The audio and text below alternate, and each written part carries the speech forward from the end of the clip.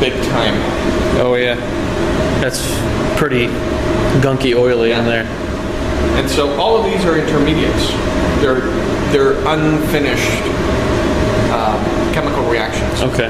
That happen normally. I mean, that's why we have a Venturi. That's why we have basically all of those kind of safety devices. They happen normally, and kind of this jar is kind of abnormal.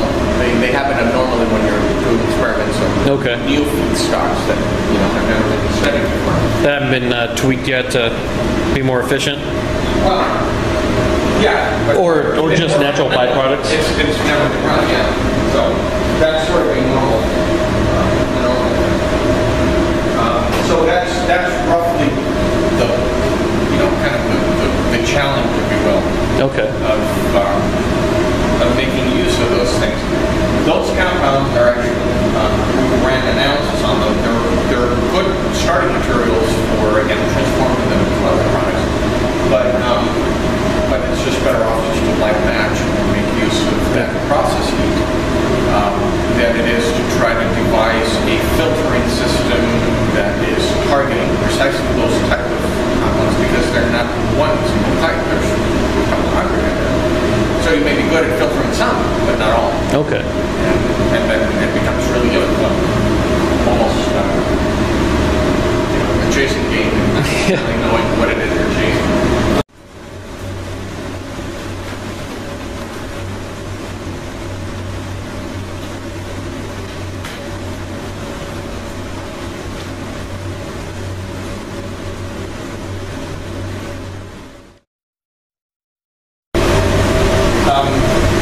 Temperature when it goes up here, which again is cold, it really doesn't matter, but when the temperature goes up, it basically indicates that you're having combustion. Okay. So you have a flame. When the temperature begins to decline, it basically uses the heat that would otherwise go into combustion to break down the biomass into little chunks. Okay. So it's kind of an inverse relationship. When you see the temperature climbing, it basically means that inside the reactor chamber, you're likely having a flame. But flame results in carbon dioxide and water, right? It results in combustion. Those are not the products that will light up at the end. So what you want is to raise the temperature through basically combustion to a really high level. And then when you begin seeing it drop, you actually add the biomass, and then this temperature should plunge very quickly, because that heat is being used to chop down the biomass down, and that's when you get the combustible gas. Okay. So it's kind of an interesting mechanism of checking what the chemistry of this whole thing is, but it works. Kind of gives you a play-by-play of what it's doing, Yeah, and so right now the temperature's climbing, which is a very good thing. So when that thing finishes, which will be about 800 degrees roughly, we'll go in and start prepping it again with biomass. Hopefully we'll like. This is a blower motor from a pickup truck. Oh, okay. These are the controllers from that. It's volts and runs with a battery. And that's part of my issue. It's just kind of home done, and I don't have a feel for this anymore.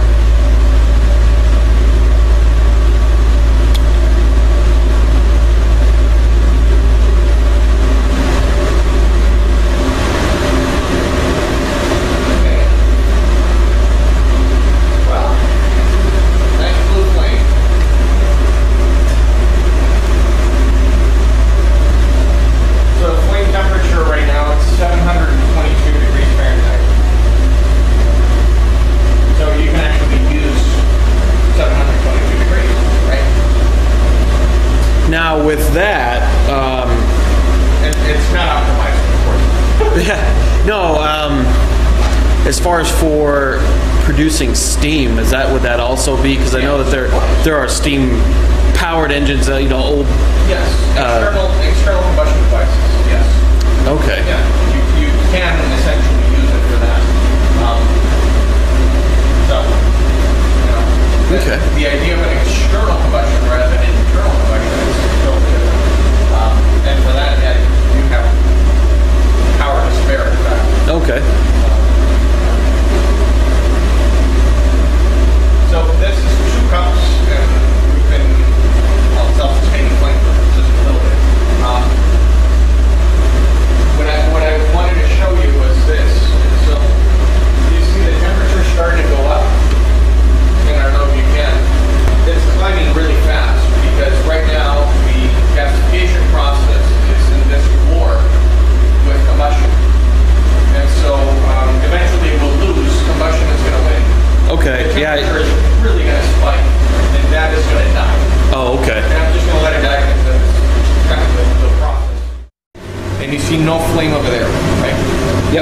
And so if I try to light this one right now, you're not surprised nothing happens, right? Basically dead, because I'm getting combustion going on. Okay.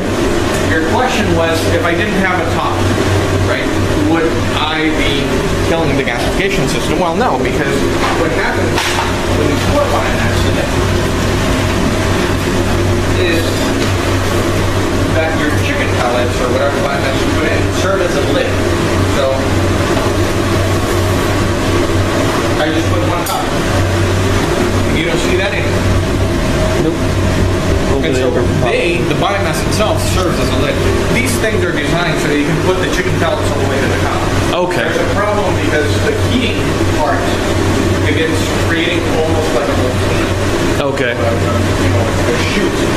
And so eventually somebody has to come in and kick it, right? So we drop some more. But these guys can operate on their own, assuming you don't need things like this. Okay. Shoots to that building. Oh, okay. So I can pile all of this on and essentially walk away.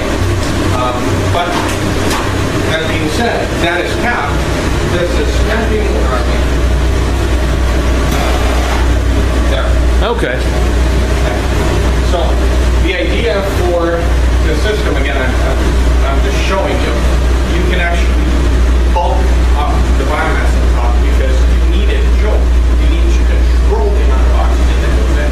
Okay. You don't want it to be fully exposed. Gotcha. Okay. And so it doesn't matter the top of it. Okay. I put the top in because when the combustion and gasification process begins the lighting, there's gasification gases that actually react to the top. Okay, I see. And because there's a high degree of volatile components, yeah, you don't want to top so that it. Yeah. No. And this is, again, because of the type of work that I do, it's all experimental. So we actually have the ability of choking and controlling the amount of gas that goes in Okay. at a given speed. So I remove, now it's only breathing through that little hole, which is probably going to kill that thing. I don't want to do that. But that's, that's sort of the practical things you need to do in order to make sure that something like that is maintained for a long period of time. Okay. Yeah. Like you were saying there, it can be as expensive or as cheap as you want it. Yeah. If you just did the research and had the equipment, the welding and all that kind of stuff, Right. and you're competent enough to do it. And you understood the principles. Yeah. But it's not something you're going to want to go download the. Crap. They have the UN one I've seen on the internet. FAO. The FAO, and then there's an older one from the 50s, I think, or even maybe the 40s that I'd seen, but you don't want to download that and then head down to Lowe's and. Why not? Okay. So from one end, there's nothing. If you're competent enough, there's nothing that to build the machine will prevent you from doing it. However, it's extremely important to understand that, for instance, my facility, I don't know if your sound actually caught it or not, there is a massive explosion-proof fan, and it is actually ducted all through the facility. Okay. It is a Class 1 Division 1 explosion-proof space that is designed actually to deal with emissions, basically of carbon monoxide, which is a poison, and hydrogen, which, even though at those temperatures we really didn't produce, we did produce a lot of combustible gases, obviously, otherwise the gasification system wouldn't have it's actually quite expensive. It's a special, this is basically a special laboratory. And so if somebody tries to do this in their home, they're going to be running immense risk of poisoning themselves or their family, or if they don't necessarily understand, precisely how to, do a venturi or do a tar collection system, you may actually create a plug. Okay. The plug will force the gases to try to exit whichever way they can, which can be through the actual combustion chamber, and that is an explosion. Okay. Or you can have the condensates that I showed you condensing elsewhere. Okay. And then we have issues, either spillage, and those are not, again, they're not finished products. They're basically, I mean, they're flying. they're not good. Yeah. I don't know exactly all of their composition, but some of them, particularly the phenolic compounds that are found there, do have health effects. So, you know, from one end, the practical question of can somebody download these things and go at it? Legally, there's nothing preventing them from doing it.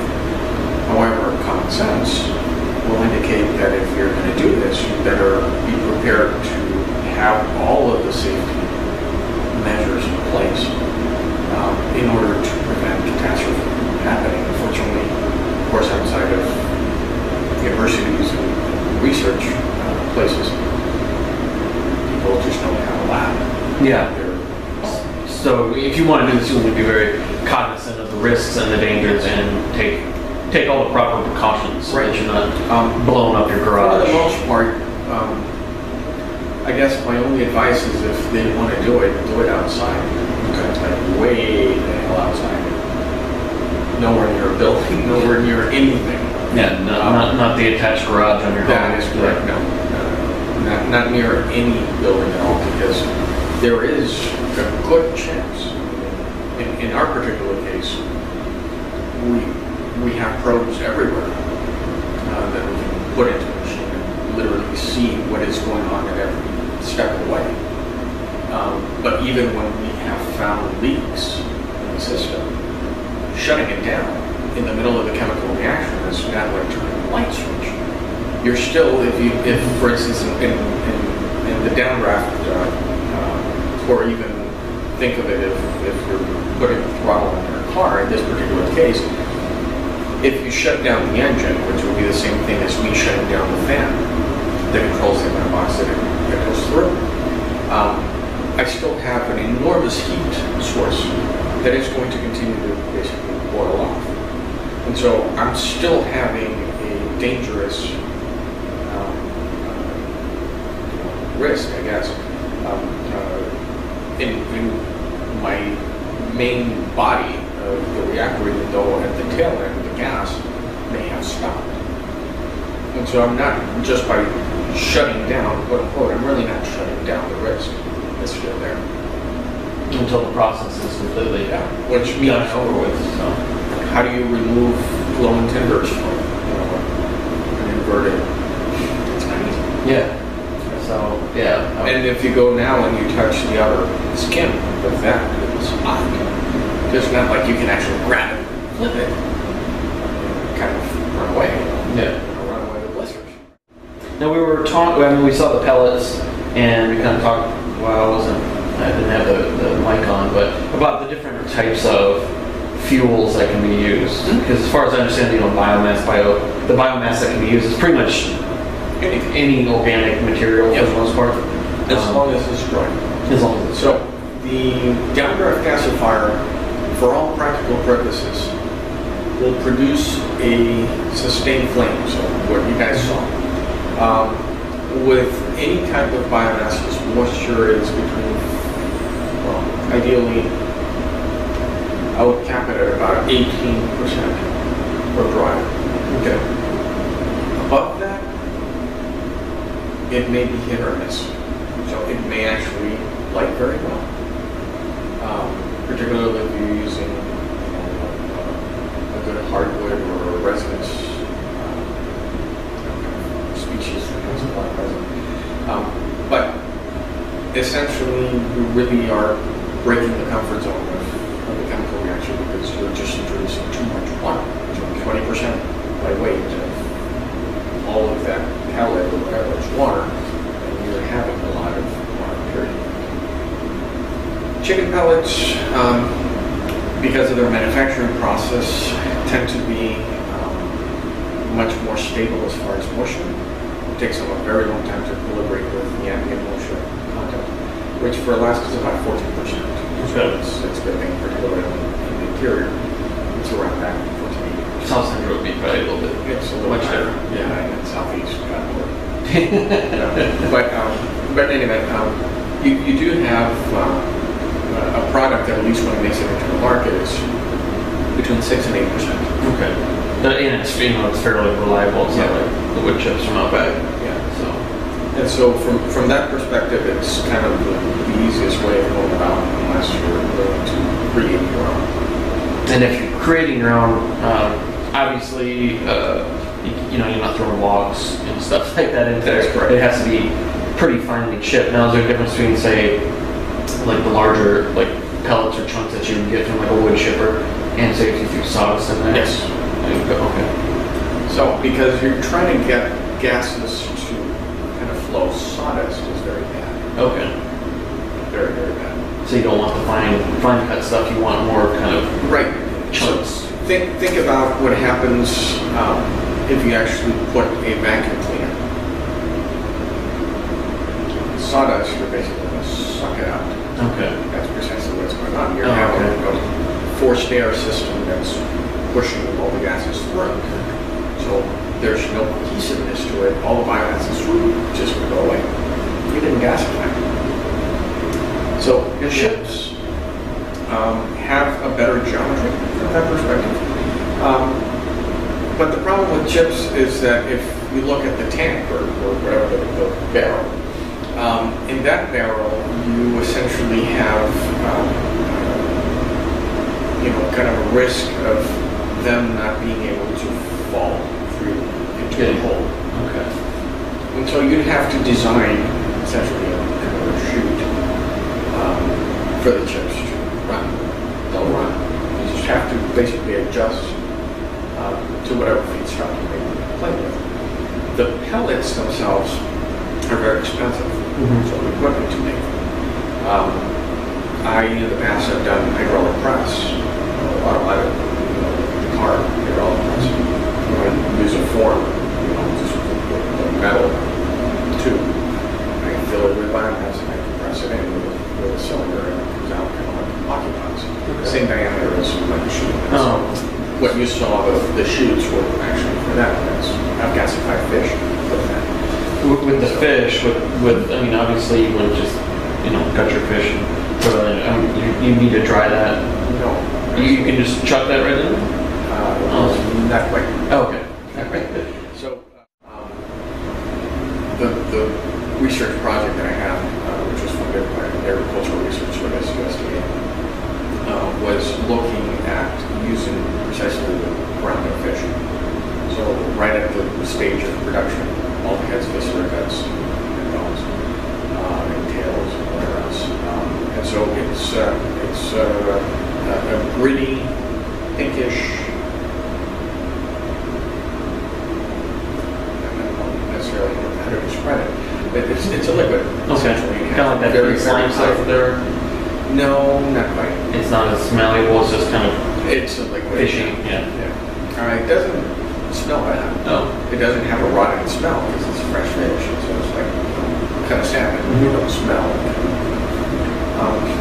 But it basically has an extremely high moisture content, which is bad for gasification. But most of the oils in fish are actually in the head. Of course, you can't quite squeeze the head. Contractually, based on this grant, I couldn't actually decrease the moisture of that, so I had to use it as is. And the way that I managed to adjust the moisture was by using coastal alder, which is widely spread across Alaska, especially where the